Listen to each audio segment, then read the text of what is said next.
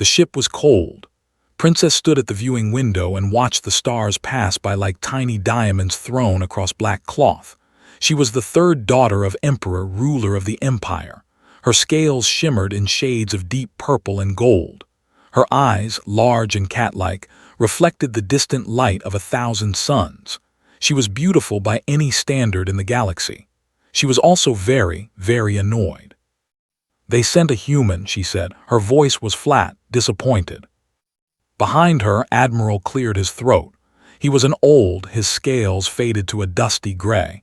He had served her father for 60 years. He had seen wars. He had seen peace. He had seen many strange things, but he had never seen the princess this upset over a bodyguard. "Your Highness," he said carefully, "the Galactic Council believes humans are excellent protectors. They have a reputation." "A reputation for what?" Turned around. Her tail swished against the metal floor. "Being soft, being small. I have seen the reports, Admiral. Humans have no claws, no fangs, no armor on their skin. They cannot see in the dark. They cannot hear sounds from far away. They are slow. They are fragile. A child of our empire could defeat one in combat." Admiral said nothing. He had learned long ago that silence was sometimes the best answer. The door to the observation deck slid open with a soft hiss. A figure stepped inside. He was not tall. He was not short. He was somewhere in between. His skin was a warm brown color, smooth and without scales. His hair was black and cut short. His eyes were dark and calm, like deep water on a quiet night. He wore simple clothes, a gray jacket, black pants, boots that made no sound when he walked. This was the human. He bowed his head slightly. "Princess," he said. His voice was soft, polite. "I am honored to serve as your escort during this diplomatic mission." Looked at him, she looked at his hands, no claws. She looked at his teeth when he spoke, flat and small.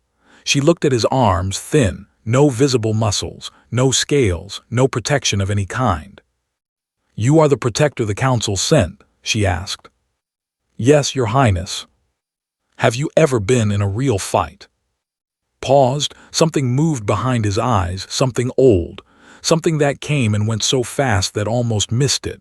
"Yes," he said simply, "I have." Laughed. It was not a kind laugh. "Against what? Other humans, creatures with no claws and no strength.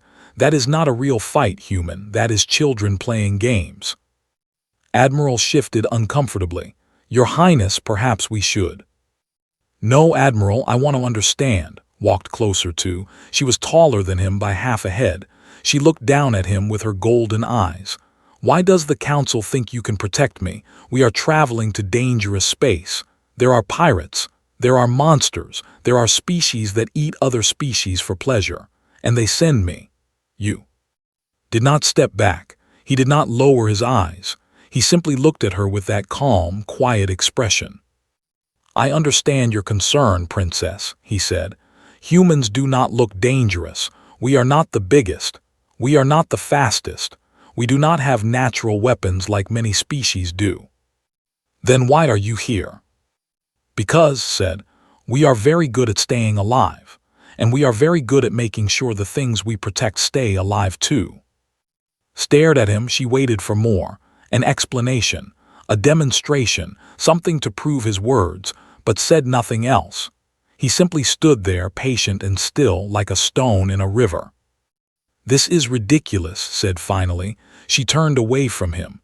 "Admiral, I want to file a complaint with the council. I demand a proper protector, a warrior, a guard, anyone but this soft creature." "The message would take 3 days to reach the council, Your Highness," Admiral said, "and another 3 days for a response. By then, we will have already arrived at our destination." His tail lashed against the floor in frustration. She was trapped, stuck with a human who looked like he would break if she pushed him too hard. "Fine," she said through her teeth. "But when something goes wrong, and something always goes wrong, do not expect me to save him." She walked past without looking at him. Her shoulder almost touched his as she passed. She expected him to move, to step aside, to show fear or respect or something. He did not move, not even a little. For just a moment felt something strange, a tiny feeling in her chest. It was not fear exactly, it was more like awareness, like standing near a fire that looked small but felt hot. She shook the feeling away and kept walking. Behind her, Admiral approached. The old looked at the human with curious eyes. "She does not trust you," he said quietly. "I know," replied. "She thinks you are weak." "I know." Admiral studied him for a long moment. There was something about this human, something he could not name, the way he stood, the way he breathed, the way his eyes watched everything without seeming to watch anything. "Are you weak?" the Admiral asked. Looked at him. For just a second his calm expression changed. His eyes became harder, older. There was something behind them, something that had seen things and done things and survived things that no creature should survive. "No," said, "I am not." Then the moment passed. His face became calm again, soft again. He nodded politely to the Admiral and walked out of the observation deck, following the path the princess had taken. Admiral stood alone among the stars. He thought about what he had just seen. He thought about the stories he had heard long ago, stories about Earth, a small blue planet full of creatures that hunted each other without rest. Stories about humans who chased their prey for days and days until the prey simply fell down and died from exhaustion. Stories about persistence. Stories about patience. Stories about a species that never, ever gave up. The Admiral shivered, though the room was not cold. "I think," he said to himself, "the princess has made a mistake." But she would learn, they always did. The ship flew on through the endless dark, carrying a princess who thought she knew strength, a human who said nothing, and a truth that waited to be discovered. 3 days passed on the ship. Princess avoided as much as she could. When she walked through the halls, he was always somewhere nearby. When she ate in the dining room, he stood by the door. When she slept, he was outside her quarters, always watching, always silent, always there. It made her angry, not because he did anything wrong, but because he did nothing at all. He never complained. He never asked for anything. He never showed fear or boredom or frustration. He was like a shadow made of patience.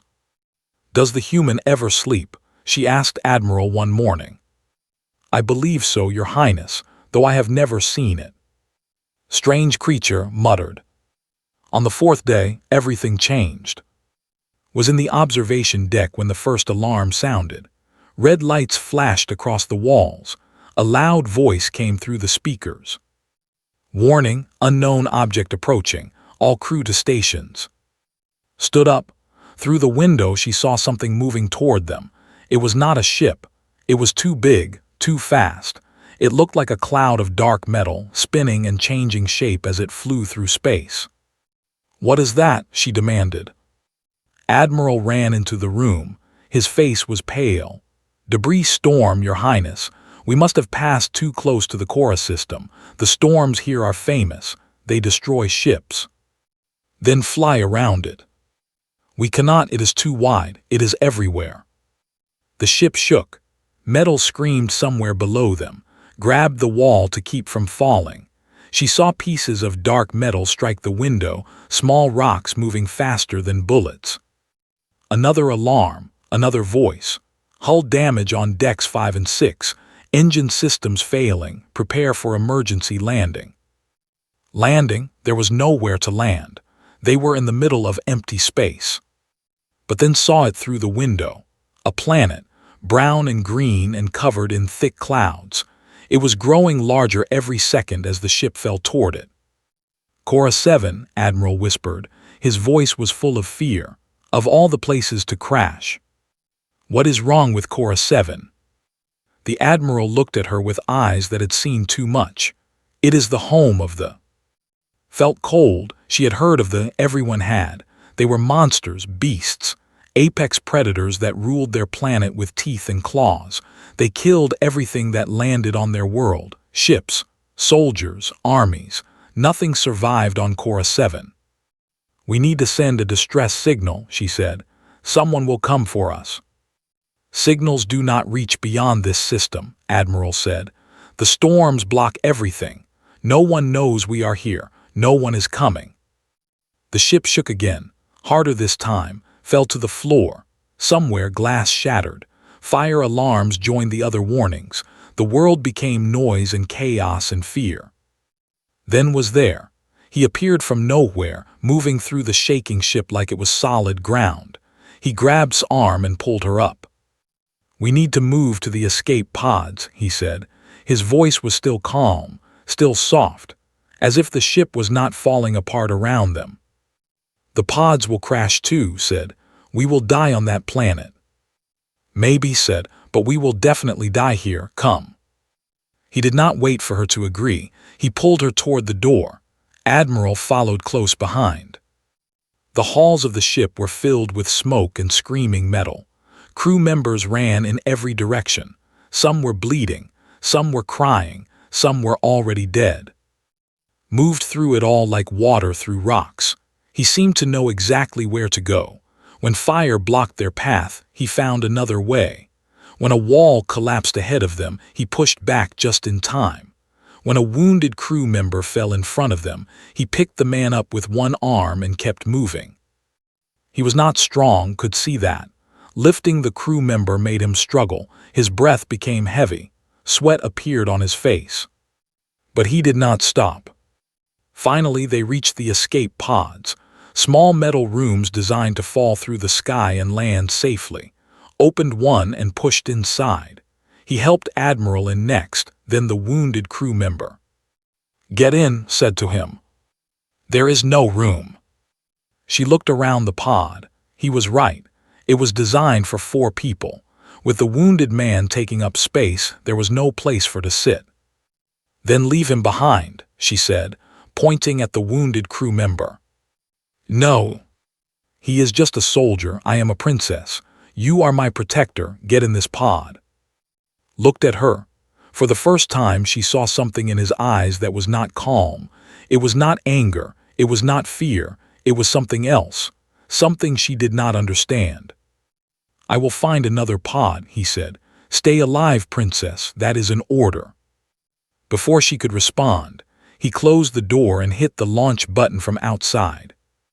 The pod shot away from the dying ship. Through the small window, watched the vessel break apart. Fire and metal and death spreading across the black sky. She could not see. She did not know if he made it to another pod. The planet grew larger. The pod entered the atmosphere. Everything became heat and noise and shaking. Then impact. Darkness. When woke up, she was lying on the ground. Soft ground. Wet ground. She opened her eyes and saw a sky filled with gray clouds. Tall trees surrounded her, strange trees with black bark and red leaves. The air smelled like rain and something else, something like old blood. The pod had broken open during the crash. Admiral lay nearby, unconscious but breathing. The wounded crew member was dead. His neck was bent at an impossible angle. Stood up slowly. Her body hurt everywhere. Purple blood dripped from a cut on her arm, but she was alive. She looked around the forest. Everything was quiet, too quiet. No birds, no insects, no sounds of life at all. "Admiral," she said softly. "Admiral, wake up." The old groaned and opened his eyes. He looked around and his face became white with terror. "We are on Cora 7, he whispered. "We are on the planet of the—" "I know. We need to hide. We need to find shelter. They can smell blood from miles away. They will be coming." Helped him stand. Together, they looked at the dark forest around them. Every shadow seemed dangerous. Every tree seemed to hide something waiting to kill them. Then they heard footsteps. Not the footsteps of a monster, human footsteps, soft and steady and familiar. Walked out of the trees. His clothes were torn. His face was covered in dirt. There was blood on his hands, his own blood from cuts he had earned during the crash, but he was alive. He looked at an admiral. He looked at the forest around them. He looked up at the sky. "They are coming," he said simply. "I can feel them watching." And somewhere in the darkness of the forest, something very large began to move. The forest was alive with movement. Could not see the creatures yet, but she could hear them. Heavy bodies pushing through the undergrowth, deep breathing, low sounds that were almost like words but not quite. They were hunting. Admiral grabbed her arm. "We must run, Your Highness. We cannot fight them. No one can fight them." But could not move. Her legs felt frozen. Her heart was beating so fast that she thought it might break through her chest. She had been trained for many things: politics, diplomacy, leadership. She had never been trained for this. Stepped forward.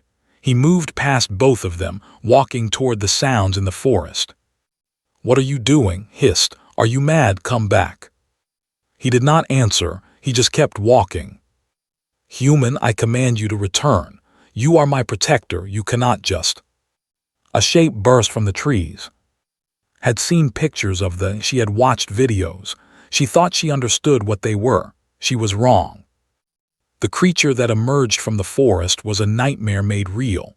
It stood on 4 legs, each one thick as a tree trunk. Its body was covered in black scales that seemed to drink the light around them. Its head was massive, filled with teeth longer than her arm. Its eyes were yellow and burned with a hunger that had no end. It was at least 3 meters tall at the shoulder. Standing up, it would be taller than any building she had ever seen. And it was looking directly at. The human stopped walking. He stood in the middle of the clearing, alone and small, facing something that could swallow him whole. "Run!" screamed. She did not know why she screamed. She did not even like the human. But watching him stand there, waiting to die, made something inside her break. He did not run. More shapes appeared from the trees. 5, 10, 20, of all sizes surrounded the clearing. Some were smaller than the first one, young hunters probably. Some were even larger. They moved in silence, their yellow eyes fixed on the 3 strangers who had fallen from the sky. This was a pack, a hunting pack, and they had found their prey. The largest, the alpha, stepped forward. Its footsteps shook the ground. It opened its mouth and made a sound that was somewhere between a roar and a growl. The sound filled the forest. It filled the sky. It filled its bones. This was a warning, a challenge, a promise of death. Did something strange. He straightened his back. He pulled his shoulders wide. He planted his feet firmly on the ground. And then slowly he raised his head and looked directly into the eyes of the alpha. He did not look away. The alpha stopped, its growl faded. For a moment nothing moved. Even the wind seemed to hold its breath. Watched from behind, not understanding what was happening. The human was just standing there. He was not fighting. He was not running. He was not doing anything at all. But something was happening. She could feel it in the air. A tension, a pressure, like 2 storms meeting in the middle of the sky. The alpha took another step forward. It lowered its head and stared at with those burning yellow eyes. It was testing him, measuring him, trying to understand what kind of creature would stand before a god of death and refuse to move. Stared back. His eyes had changed. Noticed it now. They were still dark, still calm, but there was something behind them, something old, something that had been there all along, hidden under layers of politeness and patience. It was the look of a predator. Not the kind of predator that struck from the shadows, not the kind that used speed or surprise. This was something different, something worse. This was the look of a creature that did not need claws or fangs, a creature that would follow you for days and nights without rest, a creature that never stopped, never tired, never gave up, a creature that would chase you until your legs failed and your heart burst and your will to live simply ended. This was the persistence predator, the ghost hunter, the endless shadow that walked behind every prey animal on a small blue planet called Earth. This was human. The alpha felt it, could see the change in its body. The massive creature had stopped advancing. Its muscles, which had been ready to pounce, were now tense in a different way, uncertain, confused.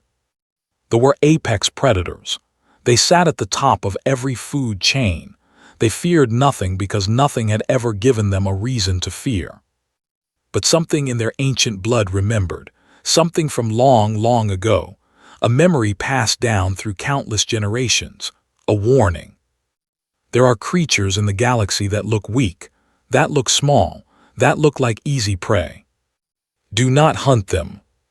The alpha growled again, but this time it sounded different, less confident. It snapped its jaws showing all of its terrible teeth. Did not blink, he took a step forward. The alpha stepped back. Could not believe what she was seeing. The most dangerous creature on the most dangerous planet in the sector had just retreated from a human who had no weapons, no armor, no protection of any kind. The others shifted nervously. They looked at their alpha, they looked at the human. They did not understand what was happening, but they could feel it. The change in power, the shift in the hunt. Took another step. The alpha made a sound, not a roar this time, but something almost like a question.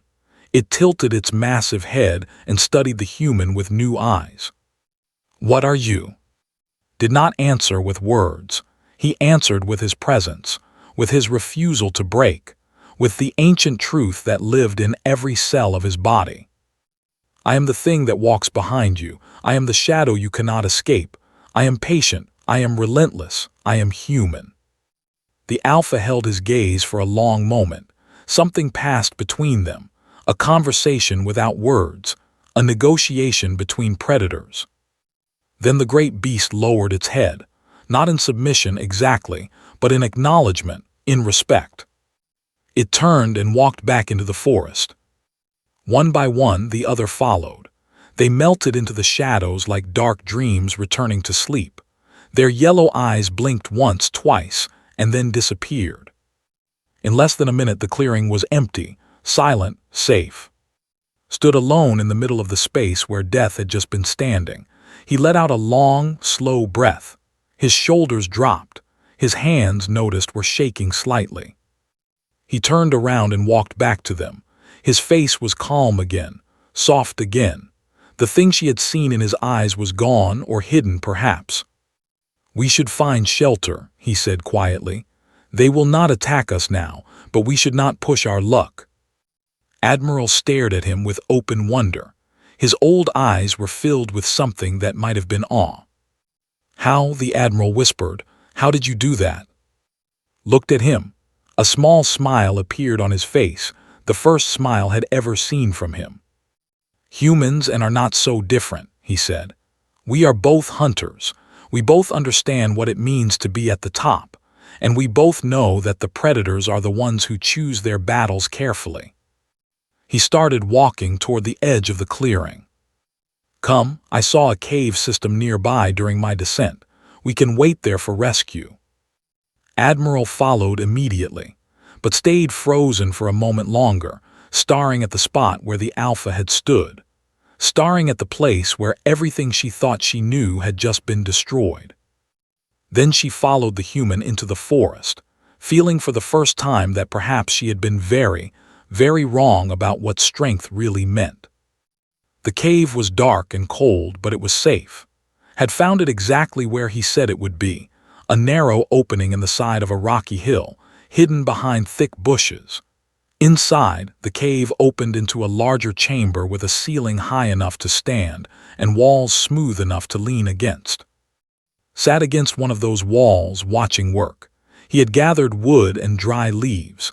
Now he was striking two rocks together, making sparks.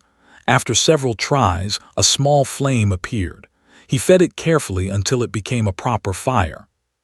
The firelight made shadows dance on the cave walls. Outside, the forest was completely dark. Night had fallen on Chorus 7. Admiral was sleeping nearby. The old had exhausted himself during the crash and the escape. His breathing was slow and steady.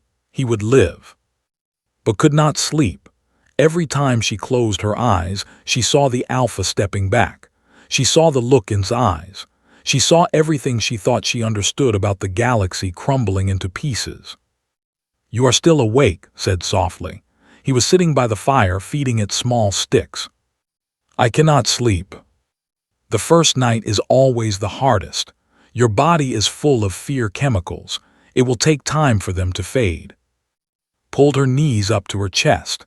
Her scales reflected the firelight in shades of orange and gold. "I have a question." "Ask."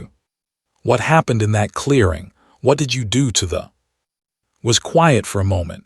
He poked the fire with a long stick. Sparks rose up and disappeared into the darkness above.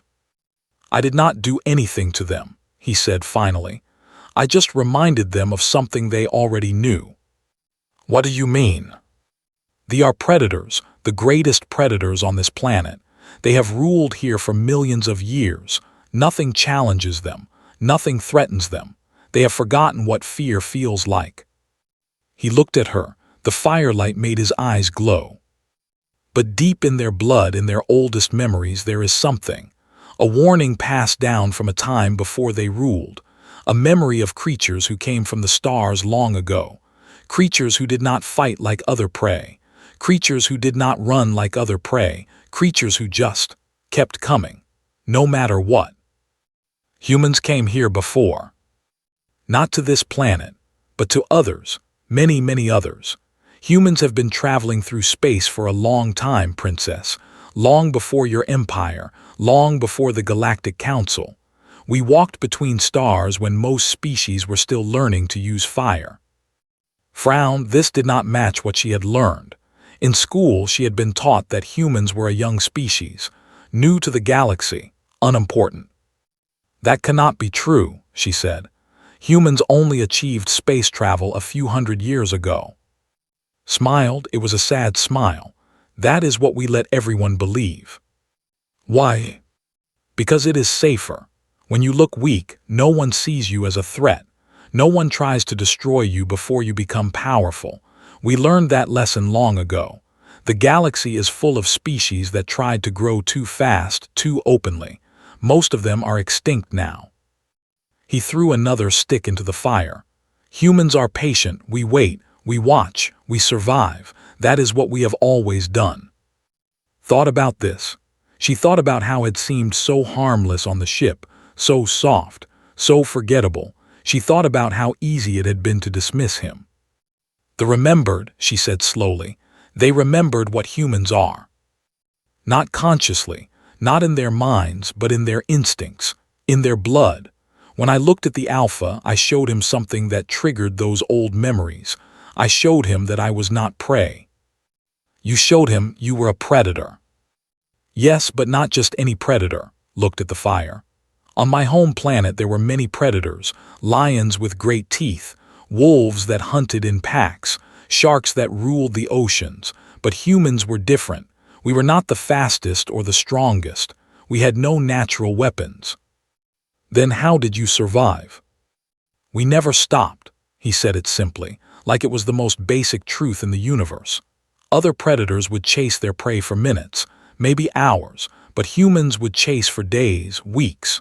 We would walk after our prey until it could not walk anymore, until its heart gave out from the strain of running, until it simply lay down and waited for death because it knew that we would never ever stop. Felt cold, not from the cave, from something else. "That is what the Alpha saw in my eyes," continued. "Not a threat for today, not a fight for this moment, but a promise. A promise that if he attacked us I would follow him, through jungles, through mountains, through rivers and storms and fire. I would follow him until one of us died. And I showed him in that moment that I was willing to walk longer than he was willing to run." Silence filled the cave. The fire crackled and popped. Outside, wind moved through the forest. The other said, "They all retreated too." They felt what the Alpha felt. Predators recognize each other. They know when they have met something that they cannot defeat through speed or strength. They know when they have met something that will simply refuse to die. Stood up and walked to the mouth of the cave. He looked out at the darkness. "They are still out there, watching, waiting, but they will not attack, Not because they cannot kill us, they could destroy us easily, but because the cost would be too high, because even after we were dead they would remember us. They would remember the feeling of being hunted instead of hunting. That memory would weaken them, change them, and they know it. He turned back to face her. That is human power, Princess. We do not win by being stronger. We win by being more expensive to fight. We win by making our enemies understand that there is no victory against us, only different kinds of loss. Stared at him for a long moment. Then slowly she stood up. She walked to where he was standing by the cave entrance. Outside she could see shapes in the darkness, yellow eyes glowing faintly between the trees, the pack keeping their distance, watching. But not attacking, not hunting, just watching. I was wrong about you, she said quietly. Looked at her, his face was calm as always, but there was something else there now, something warmer. You were not wrong, Princess. You saw what I wanted you to see, what I want everyone to see. The soft human, the weak protector. Yes, but that is not what you are. No, he turned back to the darkness. I am something much older than that, something much more patient, something that has been walking through the stars since before your empire existed, wearing a mask of weakness and waiting for the moments when the mask needs to come off. Stood beside him, watching the yellow eyes in the darkness. She was not afraid anymore. She was standing next to a predator that made even the nervous. She was, for the first time in her life, completely safe. Tomorrow, said, a rescue ship will find us. Your father sent a fleet to search when we did not arrive at our destination. I activated an emergency beacon during the crash. They will track it to this location. How do you know? He smiled slightly. Because I planned for this, for something like this. Humans always plan for disaster, Princess. It is another thing we learned long ago. He looked at her. Get some sleep. You will need your strength for the journey home. Nodded. She walked back to the fire and lay down on the soft earth. But before she closed her eyes, she looked at the human one more time. He stood at the mouth of the cave like a statue, watching, waiting, ready. And outside, in the darkness, 20 apex predators waited too, not to attack, but to see what the strange, soft creature from the stars would do next. They were afraid, realized. The masters of this world were afraid of a man with no claws and no fangs. She closed her eyes and smiled. She finally understood. The rescue fleet arrived at dawn. Woke to the sound of engines thundering across the sky. She ran to the mouth of the cave and saw them, a dozen warships, their purple hulls gleaming in the morning light. They descended through the clouds like dragons made of metal and fire. Admiral was already awake, standing beside at the cave entrance. The old's eyes were wet with tears of relief.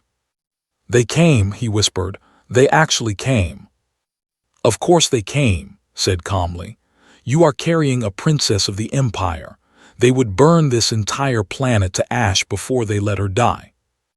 The ships landed in a clearing nearby. Soldiers poured out, warriors in full battle armor, carrying weapons that could level mountains. They spread out in defensive formations, their eyes scanning the forest for threats. A commander approached them. He was tall, even for a with scales the color of deep ocean water. He bowed deeply before. Princess, thank the ancestors you are alive. Your father has been in torment since your ship disappeared. I am well, Commander said, thanks to my protector. She gestured toward. The commander looked at the human. His expression changed to something between confusion and contempt. This creature protected you, the human. Yes. The commander laughed. It was not a kind laugh. With respect, Princess, I think you are being generous. Humans are not known for their combat abilities. Surely you survived through your own strength and wisdom. Before could respond, something moved in the forest. The soldiers saw it too. Weapons came up, orders were shouted. The entire rescue force turned toward the tree line, ready for war. They emerged. Not one, not five. The entire pack stepped out of the shadows, 20 massive predators, each one larger than the biggest warship. Their scales shimmered black in the morning light. Their yellow eyes burned with ancient intelligence. The Alpha was in front. It stood taller than the rest, its head raised high, its gaze fixed on the gathered soldiers. The commander's face went white. Open fire, destroy them before. Stop, shouted, her voice echoed across the clearing. Everyone stop. The soldiers hesitated. They looked at her, then at the monsters, then at her again. Princess, the commander said carefully, they kill everything, we must. I said stop. Walked forward. Her hearts were pounding, but she kept her face calm. She walked past the soldiers, past the weapons, past the safety of the warships. She walked until she was standing between her people and the pack. The Alpha looked down at her. Its head was the size of a shuttle craft. Its teeth could crush her like a fruit. One snap of its jaws and she would cease to exist. But she was not afraid, because she had seen what real power looked like, and it was not claws or teeth or size. Thank you, she said to the Alpha, for letting us live. The great beast stared at her for a long moment. Then it turned its massive head and looked at something behind her. The human had walked forward too. He stood a few meters to his left, his hands at his sides, his posture relaxed. He looked at the Alpha with that same calm expression he always wore. The Alpha made a low sound, not a growl, not a roar, something else, something that almost sounded like words. Then slowly, impossibly, the Alpha lowered its head. Not all the way, just a few meters, just enough to show respect, to show acknowledgement, to show that it recognized something in this small, soft creature that deserved honor. Behind it, the other did the same. One by one, they lowered their great heads toward 20 apex predators, masters of their world, bowing to a human. The soldiers stared in absolute shock. The commander's mouth hung open. Admiral made a sound that was somewhere between a laugh and a sob. Looked at the Alpha and nodded slightly, a simple gesture, one predator to another. Then the Alpha turned and walked back into the forest. The pack followed. They moved silently, their massive bodies disappearing into the shadows as easily as ghosts. In moments they were gone, the forest was empty, quiet still. The commander found his voice. What was that? What just happened? Why did they bow? Turned to face him. She looked at all the soldiers, the strongest warriors of the Empire, standing there with their mighty weapons and their powerful armor, and she smiled. They recognized what we did not, she said. They recognized who was truly dangerous. She walked to and stood beside him. For the first time she saw him clearly, not as a weak creature, not as an inferior species, but as something else entirely. A survivor, a hunter, a being shaped by millions of years of evolution into the most efficient persistence predator the galaxy had ever known. Come, she said to him, let us go home. I have much to tell my father. The journey back to the took 3 days. During that time did something she had never done before. She listened. Told her stories, stories about Earth, about humanity's history, about the wars they had fought, the disasters they had survived, the empires they had built and lost and built again. He told her about the ice ages, when humans had walked across frozen lands with nothing but animal skins and pointed sticks. He told her about plagues that killed millions, and how humanity had learned to fight invisible enemies they could not even see. He told her about wars that burned entire cities, and how humans had crawled out of the ashes and rebuilt every time. He told her about persistence, about patience, about the simple, terrible power of refusing to give up. We are not the species, he said one evening as they watched stars pass by through the ship's window. We are not the strongest, we are not the fastest. We do not have natural weapons or armor or special senses. We are fragile, we get sick, we get hurt, we die easily. But you do not stay dead, said softly. No, we do not. Our bodies die, our families die, our nations die. Our worlds might die someday, but humanity keeps going, always, no matter what. He turned to look at her. His dark eyes reflected the starlight. That is what they understood. That is why they stepped back. Not because they were afraid I would kill them, but because they knew in their ancient bones that even if they killed me, more would come. More humans. More soft, weak, fragile creatures who would walk across the stars to find them. And we would keep coming. Forever. Until one of us was extinct. Was quiet for a long moment. That is terrifying, she said finally. Yes, smiled, it is. When they arrived at the Emperor himself came to the landing platform. He embraced his daughter with tears in his ancient eyes. I thought I had lost you, he whispered. I am safe, father, because of the human. The Emperor looked at. He studied the small, soft creature who had saved his daughter from the most dangerous planet in the sector. You have my gratitude, the Emperor said. Name your reward. Anything in my empire is yours. Bowed slightly. I need no reward, your majesty. I was only doing my job. Then let me offer you a position. Stay here. Become the permanent protector of the royal family. I cannot think of anyone more qualified. Considered this for a moment, then he shook his head. I am honored, your majesty, but I am needed elsewhere. There are other princesses on other worlds who need someone to watch over them, someone who looks weak, someone who is underestimated. He smiled. That is the human way. We go where we are needed, we do what must be done, and then we move on. Stepped forward. Will I see you again? Looked at her. Something soft passed through his eyes, something that might have been friendship, or respect, or something deeper. Perhaps. The galaxy is large, but humanity is everywhere. You might find us in the strangest places, princess. We have a habit of showing up when we are least expected. He bowed to her, a deep bow, the kind one predator gives to another. Remember what you learned, he said. Strength is not always visible. Power is not always loud. Sometimes the most dangerous thing in the room is the one everyone ignores. He turned and walked away. A small ship was waiting to take him to his next assignment. Another world, another mission, another soft, weak, fragile human who would walk into danger and come out the other side. Watched him go.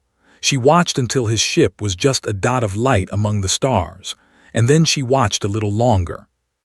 He is remarkable, her father said beside her. Yes, agreed. But he is not remarkable in the way we thought. He is not strong or fast or powerful. He is just persistent. He refuses to stop. He refuses to fail. He refuses to die. She turned to her father. Her golden eyes were filled with new understanding. That is what makes humans dangerous, father.